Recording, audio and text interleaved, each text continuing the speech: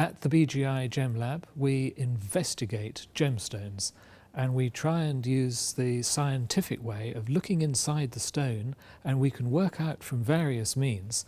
We can actually work out what the atomic structure of the gemstone is, and you get to see these spectacular colours, but then you have to check whether or not this is real, made by the hand of God, you could say, or whether man has monkeyed about with it and changed that colour to suit his own needs and try and push up the price in an artificial way. That we have to find out.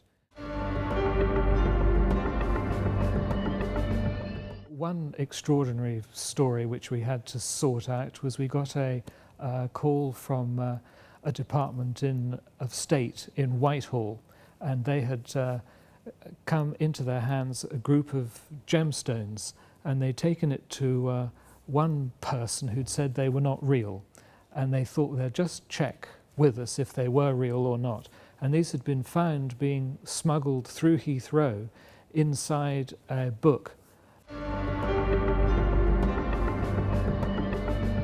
This stone we have to investigate and check exactly what it's like, and our first port of call will be the microscope, and that way we can then see the structure and see if there are some telltale signs, because the contrast between natural and not is quite great.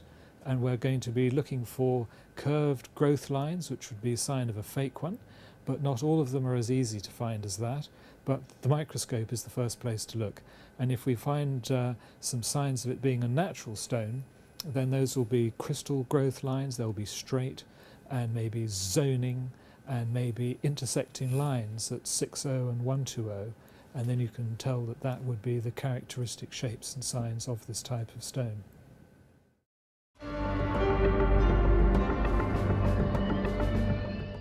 One of the most intriguing things I've found, which isn't in books, I've never seen this put down, was when you hold a gemstone, particularly a white one, the classic white gemstone in a ring that lots of people have, and you hold it very still and just catch the light. It works particularly well in the sun, but if you have any halogen light bulbs that have a point source of light, and you just hold it very still and just catch a particular flash of colour, whatever colour that may be, and you just move your head very slowly right or left, you'll see that particular flash of colour sequentially go through the colours of the rainbow, red, orange, yellow, green, blue.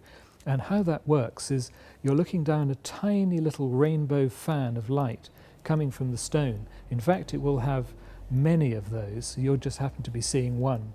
And each colour of the rainbow, red light being the slowest, and then they speed up slowly, orange, yellow, green, blue, violet being the fastest out of the group, is going through the stone at a different rate. So they then come out of the stone in a different place. And that's how you get this tiny fan of rainbow light, and it's a spectacular thing to have a look at. Your own private rainbow gemstone show on your finger, a great thing to see.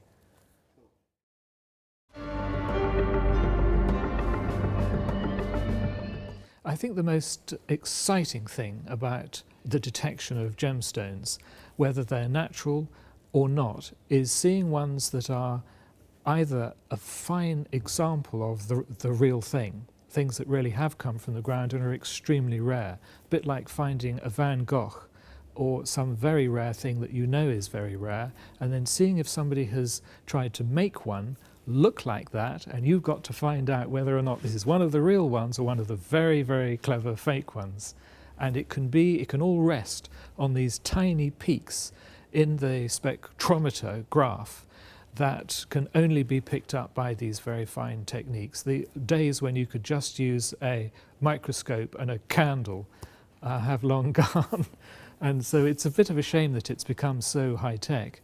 But the cleverness of the chemists who work these things out is so extreme. They can literally build the atomic structure as a type of fake gemstone called moissanite that you'll have heard of.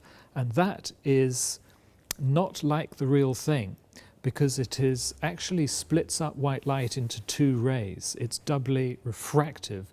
So they make it, cut it, so that when you look through the top, the C, or vertical axis of the gemstone does not have that. When you look at it from the side, every tiny speck of dust or a line on the back of the stone has a ghostly twin next to it, and you can then tell that this isn't right. And lots of times a shop will send us a stone in, and they say, we're terribly worried because we think this is one of this type of fake gemstone, and it's not the real thing. And in fact, they've misread the signs, and in fact, it's a perfectly natural stone. The customer's been in tears for days. Well, we got to look at it and then have the very good news that it's fine. You needn't have worried. Everything is okay.